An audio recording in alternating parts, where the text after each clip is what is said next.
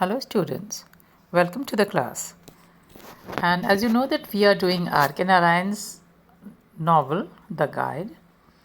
And today I am giving you a very brief summary of the novel.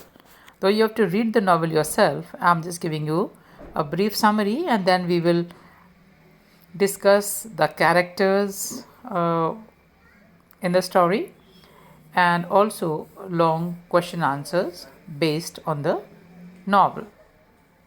So, The Guide is one of the most popular novels of R.K. Narayan. It was published in 1958 and won the Sahitya Academy Award in 1960.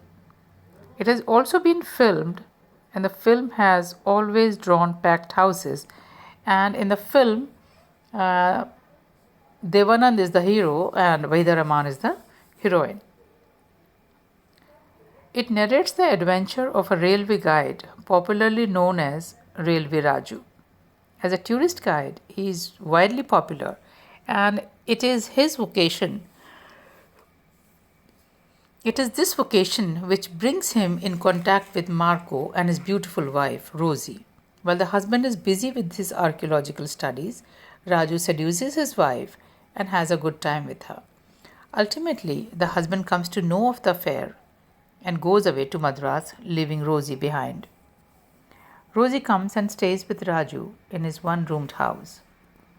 His mother tolerates her for some time, but when things become unbearable, she calls her brother and goes away with him, leaving Raju to look after Rosie and the house.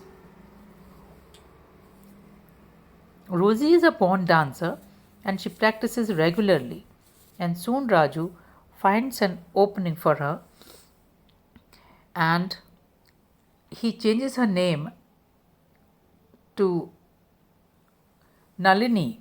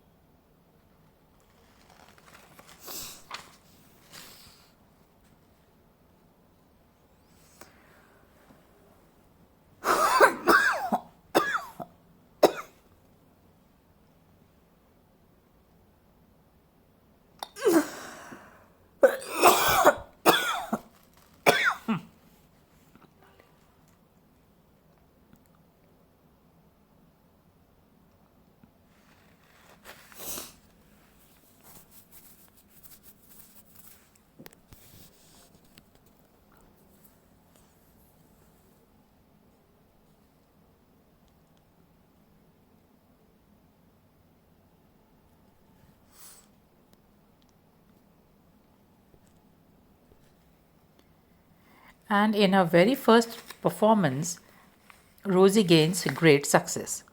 Soon she is very much in demand and the earnings increase tremendously.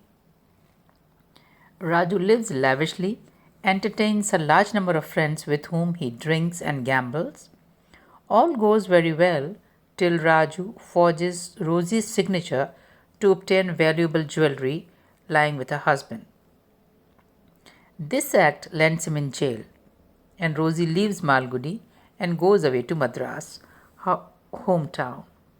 She goes on with her dancing performances and does well without the help and management of Raju, of which he was very proud. On his release from jail, Raju takes shelter in a deserted temple on the banks of the river Saryu, a few miles away from Malgudi and close to the village called Mangala. The simple villagers take him to be a Mahatma and begin to worship him and bring for him a lot of eatables as presents. Raj is quite comfortable and performs the new role of a saint to perfection. However, soon there is a severe famine and drought and the villagers expect Raju to undertake a fast to bring down the rains. Despite his best efforts to the contrary, he has to undertake the fast. The fast attracts much attention and people come to have darshan of the Mahatma from far and wide. On the 12th day of the fast, Raju falls down exhausted, just as there are signs of rain on the distant horizon. It is not certain whether he is actually dead or has merely fainted. Thus, the novel ends on a note of ambiguity.